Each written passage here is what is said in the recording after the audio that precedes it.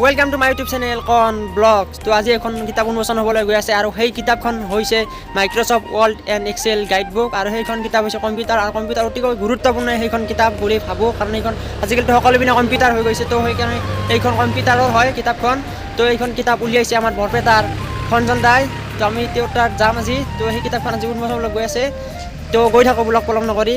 তো এইখন কিতাপ আগতে আনুষ্ঠানিকভাৱে উন্মোচন কৰাৰ কথা আছিল, তো লকডাউনৰ বাবে কিছু দেৰি হৈ গ'ল। তো চাই থাকক সম্পূৰ্ণভাৱে ভিডিঅ'টো।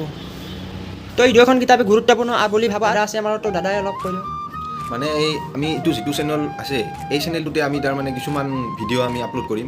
এই ভিডিঅ'বিলাক মানে কম্পিউটাৰৰ ভিডিঅ' হ'ব। কম্পিউটাৰৰ যিবিলাক টিপছ এণ্ড ট্ৰিক্স হাৰ্ডৱেৰৰ, আমাৰ হাৰ্ডৱেৰ যিবিলাক আমাৰ কম্পিউটাৰ বেয়া হ'লে কেনেকৈ ঠিক কৰিব লাগে, এই বস্তুবিলাক মই এই চেনেলৰ জৰিয়তে মই শিকাব চেষ্টা কৰিম দিছোঁ। আৰু ছফ্টৱেৰৰ কিছু কথা আমি এই চেনেলৰ জৰিয়তে শিকাব চেষ্টা কৰিম।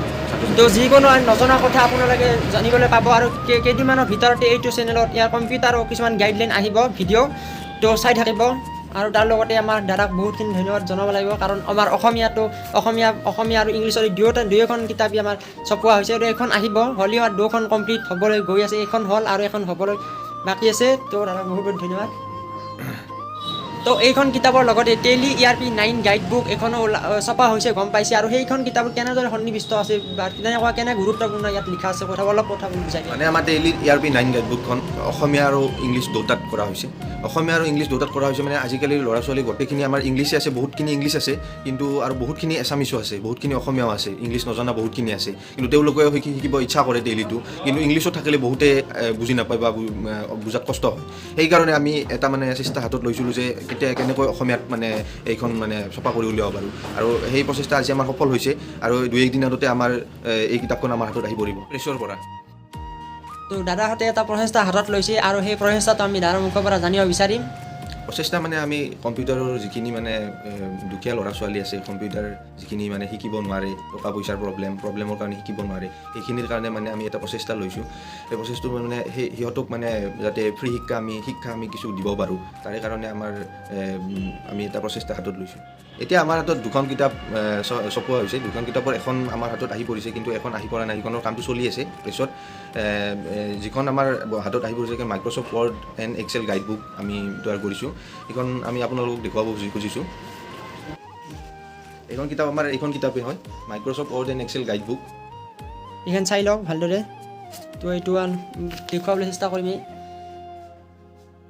তো কেমেৰাত অলপ চাইডটো অলপ উল্টাবলৈ হয়। তো এইখন কিতাপে ওলাইছে আৰু এইখন ছপোৱা হৈছে। তো সেইখন আহি পোৱা নাই। তো সেইখন দুয়োখন কিতাপে অতি গুৰুত্বপূৰ্ণ বুলি ভাবোঁ। তাৰ এটা ভাল প্ৰচেষ্টাই হাতত লৈছে বুলি ক'ব লাগিব, কিয়নো বহুতো আজিকালি আছে তেনেকুৱা পইচাৰ ক্ষেত্ৰত বা যিকোনো অভাৱৰ ক্ষেত্ৰত এইটো মানে কম্পিউটাৰ কৰ্চটো কৰিব নোৱাৰে। তেওঁলোকৰ বাবে অতি গুৰুত্বপূৰ্ণ আৰু দাদাৰ নাম্বাৰ ইয়াত ডেছক্ৰিপশ্যনত লিংক দিয়া থাকিব, সকলো দিয়া থাকিব। তো দাদাক কণ্টেক্ট কৰিলে সকলোবোৰ জানিব পাৰিব। তো দাদা এইখন এইখন কিতাপ কেনেকুৱা ধৰণে উপকাৰ হ'ব মানুহবিলাকৰ বা ছাত্ৰছাত্ৰীবিলাকৰ?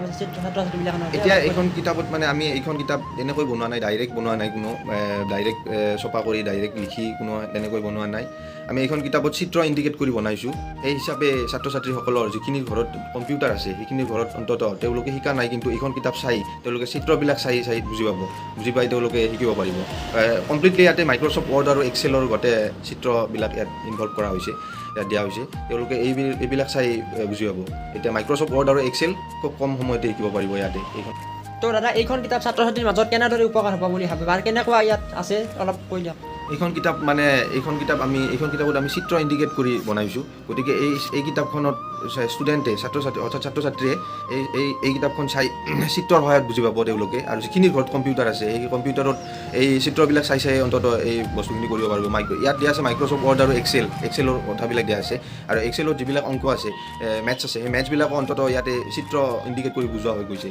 আৰু ৱৰ্ডখিনিও ইয়াতে চিত্ৰ ইণ্ডিকেট কৰি বুজোৱা হৈছে। গতিকে বহুতে সহায় হ'ব বুলি মই আশা কৰোঁ ছাত্ৰ ছাত্ৰীসকলক। তো ইয়াৰ লগতে আৰু এইখন কিতাপত এইখিনি থকা বুলি দাদাই ক'লে, আৰু সেইখিনিৰ কথা আমি জানিবলৈ চেষ্টা কৰিম। তো আৰু দাদা এইখন টেলি যিখন ওলাব ছপোৱা হৈছে সেইখন কিতাপত কেনেকুৱা ধৰণৰ ইয়াত সন্নিৱিষ্ট হৈ আছে? আজি কথা হৈছে কি, আমাৰ বৰপেটাত অধিকাংশ ল'ৰা ছোৱালী ছাত্ৰ ছাত্ৰী আছে, বহুতে ইংলিছ বুজি পায়, কিন্তু বহুতে ইংলিছ বুজি নোপোৱা বহুত আছে, ইংলিছ বুজি নোপোৱা বহুত আছে। কিন্তু তাৰে কাৰণে আমি এটা হাতত প্ৰচেষ্টা লৈছিলোঁ যে কেনেকৈ এই টেলিটো আমি এছামিছত চপা কৰি উলিয়াব পাৰোঁ। তাৰ কাৰণে মই বহুত মানে প্ৰচেষ্টা চলাই আছিলোঁ, বহুত কৰি অসমীয়াবিলাক মই সংগ্ৰহিত কৰিছোঁ। আৰু তাৰ কাৰণে এই কিতাপখন, এই ডেইলি কিতাপখন মই অসমীয়াত ট্ৰান্সলেট কৰি এই বস্তুটো উলিয়াইছোঁ। আৰু 2-1 দিনৰ ভিতৰতে আমাৰ হাতত আহি পৰিব এই ডেইলি কিতাপখন।